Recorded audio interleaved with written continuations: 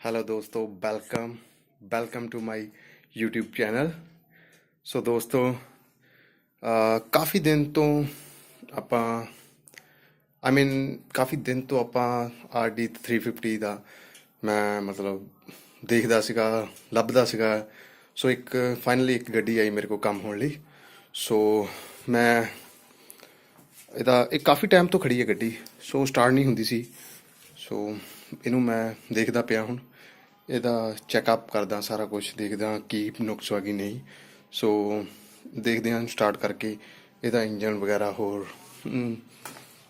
ਸਹੀ ਵਰਕਿੰਗ ਕਰਦਾ। ਅਦਰਵਾਈਜ਼ ਨਹੀਂ ਤਾਂ ਇਹਦਾ ਮੈਂ ਪੁਆਇੰਟ ਦੀ ਥੋੜ੍ਹੀ ਸੈਟਿੰਗ ਕੀਤੀ ਆ। ਸੋ